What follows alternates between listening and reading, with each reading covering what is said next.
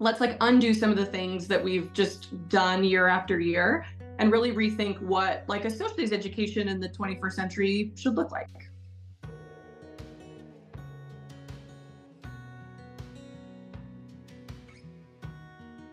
A lot of the stuff that we've done just because we've always done it that way, especially US history, especially history classes are like that because to be fair, the curriculum just does not change every year. You talk about George Washington every year, and it can be really easy, I do it too, to get into this rut of like, well, I'm going to do the exact same lesson every time without really questioning it at all or thinking about, is this still valuable?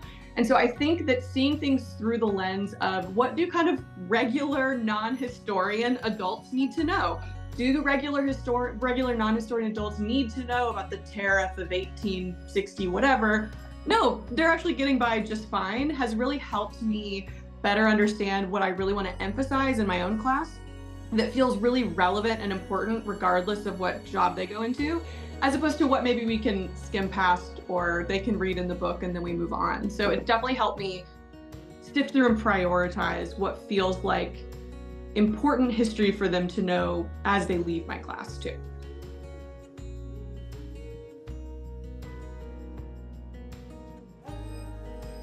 One of the best examples of kind of what I do in my classroom and then how I bring it onto TikTok as well is anytime that there is a topic in history that is currently being kind of debated or debated.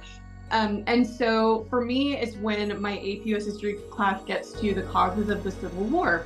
And I know that this is something that's being discussed all the time. It's become highly politicized. And so I found a lot of safety in just using primary sources, that as a historian, just giving kids the primary sources and letting them come to the conclusions can often be a way to talk about some of these more controversial, difficult topics without me standing up there and just preaching it, basically. So typically we'll brainstorm. I'll ask them to kind of share everything they've ever heard about what caused the Civil War, whether they think it's true or not.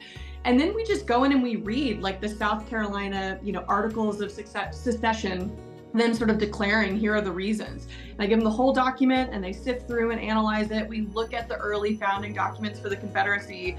And what I found is that if most students are reading and that they have some critical thinking skills, they're able to pretty quickly come away with that the primary cause of the Civil War was slavery. And again, it's not me preaching it to them. They now believe it more because they've seen it in the primary source document.